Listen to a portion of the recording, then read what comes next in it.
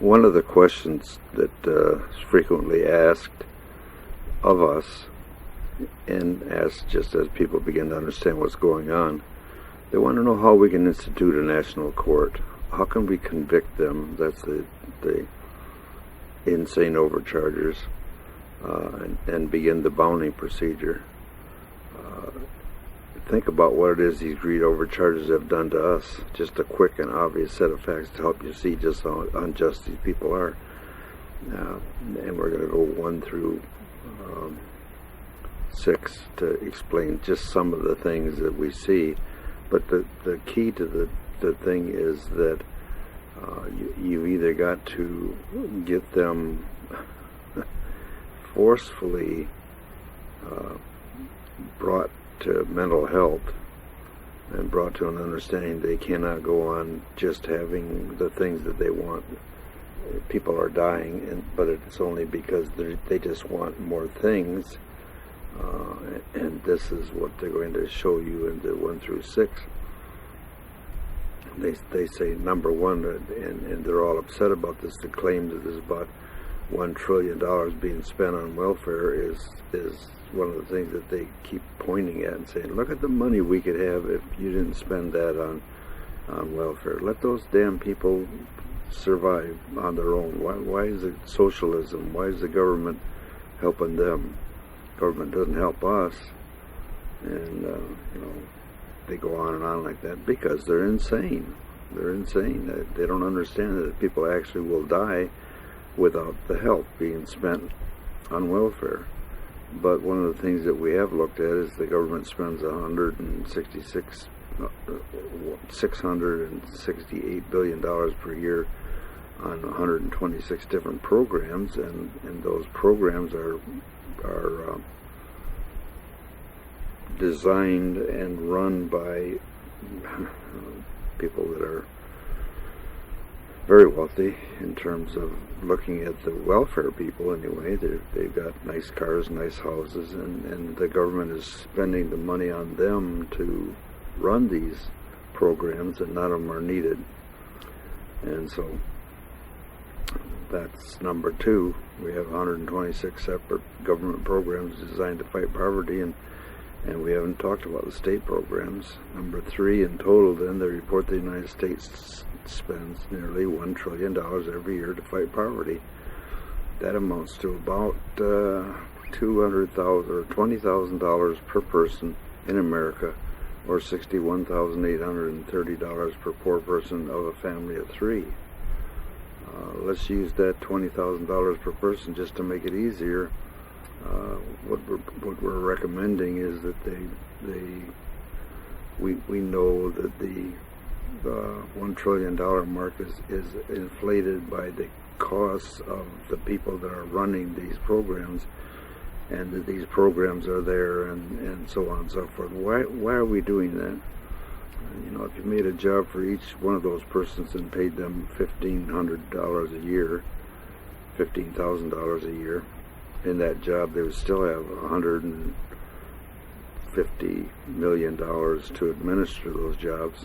That means find jobs, make work, have somebody that's in charge of making sure that everybody gets there on time and does the work they're supposed to do.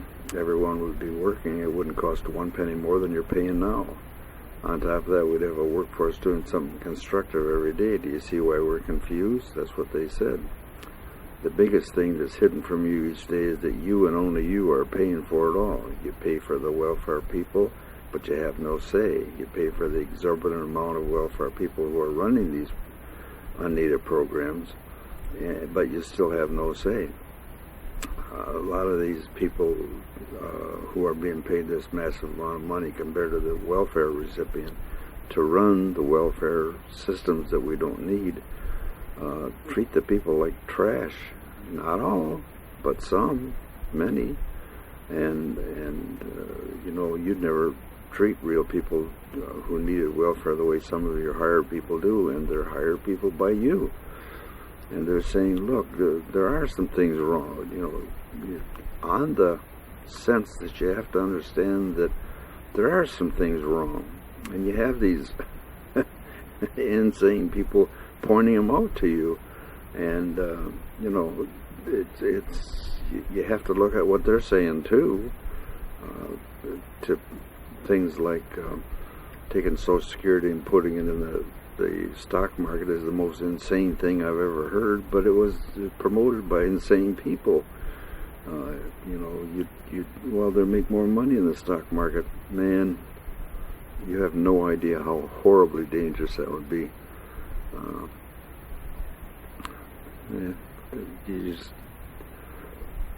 You lost a third of your savings in the stock market, and it was all done by just stealing it, and nobody was charged for it, and they got away with it, and we have a tremendous debt on top of that to pay off the banks.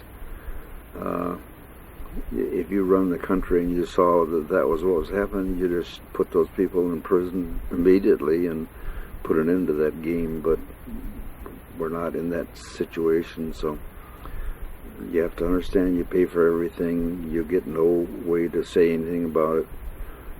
You get overcharged for everything so that those people up there can make all the decisions, and that's what advertising has done for you, or actually to you. And from the Business Insider, we have 9 things that we just want you to take a look at. Now, these are the latest luxury toy for the super rich is a $1.7 million underwater plane. And what they're doing is they're saying that would pay for 85 poor persons' total cost a year. They buy a plane that goes underwater, and it would have paid for 85 people. Now you understand that the reason they can pay the $1.7 million for that toy of theirs is because they overcharged you. And what they're saying is that with that overcharged money that they paid for you, they could have paid for 85 poor people's total cost for a year. No government support, no nothing, just hand the money to them instead of handing it to the person who's selling an underwater plane. The greedy overchargers can buy a $4 million Lamborghini Venezia, would have paid for 200 poor person total cost for a year. So when you buy that $4 million Lamborghini, they're spending money on something that could have paid for 200 people's cost.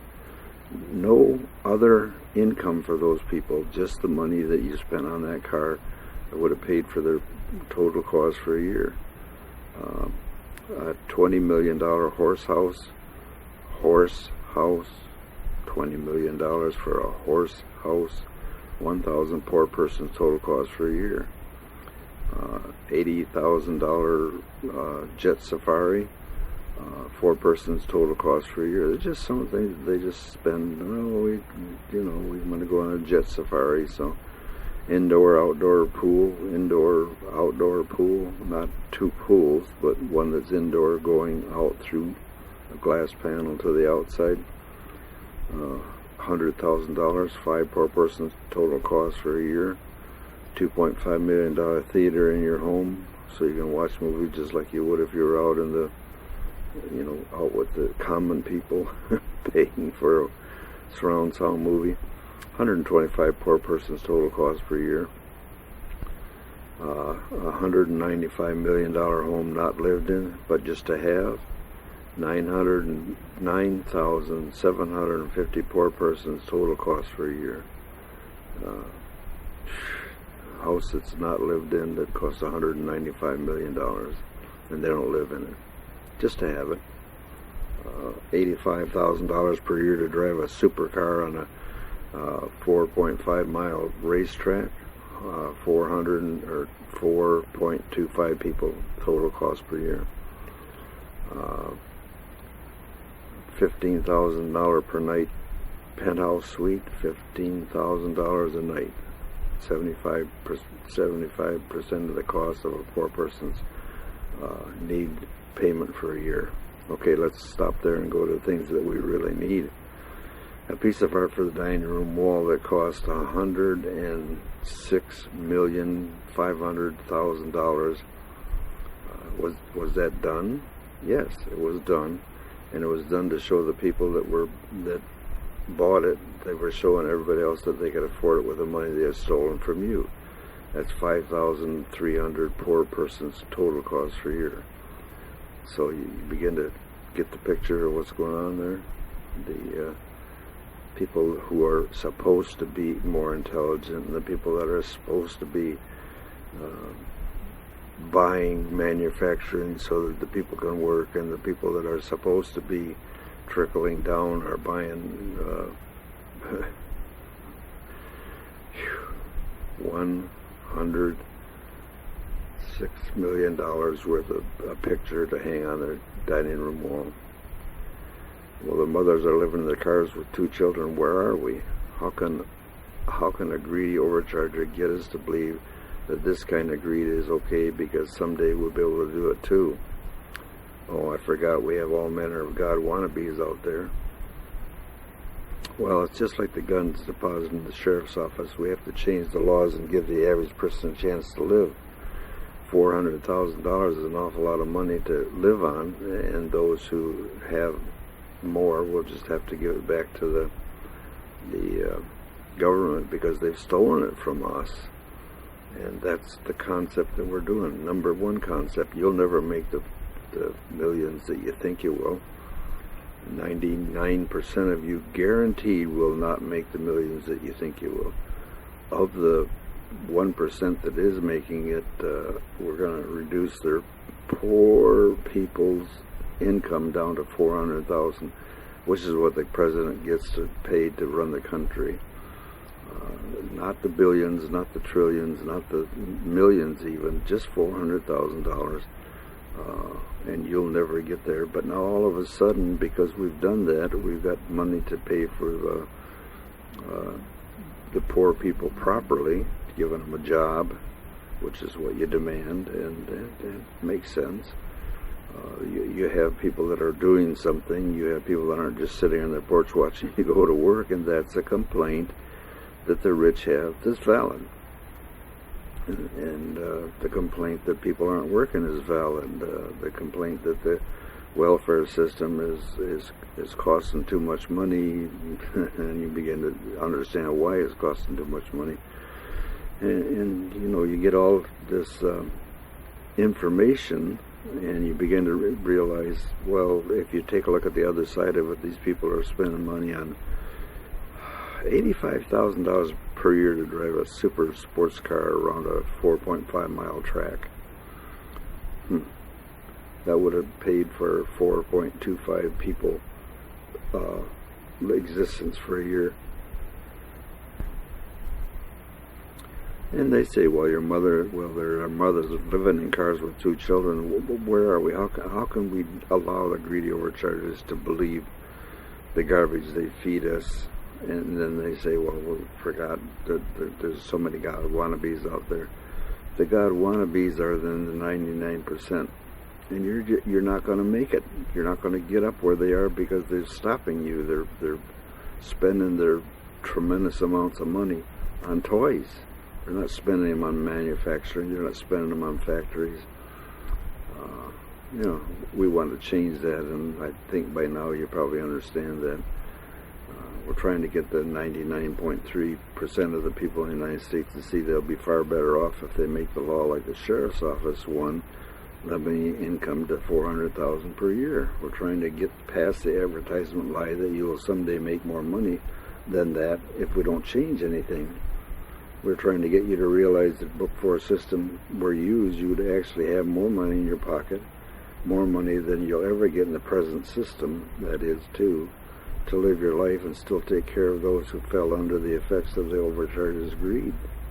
So what they're saying is you're going to do better if you change this system to the $400,000 a year and make it a limited amount of income that you can steal from people and still keep the 99% of you in a position where you have an incentive to make more money and can make more money. See, that's the thing that nobody gets when they first ask the question. You don't understand. You can make a lot more money with the new system than you ever will, ever. guaranteed than you ever will leaving the system the way it is. You will never be the 1%. Now, there are some people out there that are, we're talking about 1%. We're talking about 1%, 1 out of 100 that looks at you and says, I will make, more than that. Well, you will make more than that by killing people, and that's exactly what's happening. You will make more than that by allowing the garbage that's going on at this point in time. We can go on and on and on, but you understand that if you've got to this point here, you've already read books 1, 2, 3, and you understand why we're here at 4 and 5 to understand how to change things around so that you can make choices to get the opportunity to get back to Father, or to go on out into the shadow world and become a god wannabe, or maybe a little G god, own a solar system or something. And that's, if you have free will, that's one of the choices, and you have to deal with it. Some of us who say that's insane, we don't understand we don't have the urge, we don't have the want to be a small G God. Well, that's one of the things that happens, and we need to get at it, take a good look at it, and say they have a right to go where they're going to go. Let them go. The problem isn't letting them not go. The problem is not letting the people that wouldn't make that choice because of advertising and being blocked. They don't take into account that you can't block those people, because they also have free will and they also have a choice, and you're not allowing it. And that's why that's why the books are here. Then there is the last thing that we need to cover under not being heard.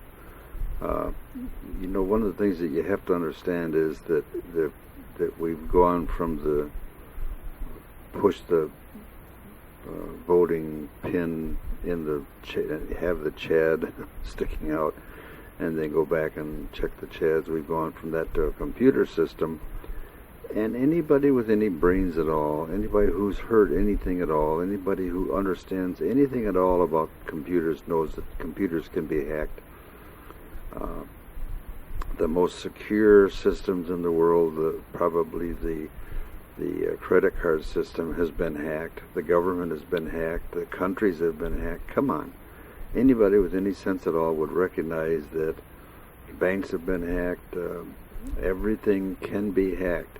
And so we have somebody who can hack a voting machine sitting there waiting until the election day comes, and they go in and hack it and change the votes. Now, here's the thing that you need to understand about if you think that you're not being heard, take a look at this. If your vote is not counted, you did not vote. If your vote was not counted because of hacking, then you didn't vote. So all this registering and going and voting and la, isn't it wonderful? It's like the machines that you have to go through to get on an airplane. It's insane. It just doesn't work. So you got a voting booth, and you go to the voting booth, and you have the right to vote, and you go vote, and you find out your vote is not counted in any way, shape, or manner because of hacking. Doesn't that give you a pause to think a little bit about it? Oh no, don't want to do that.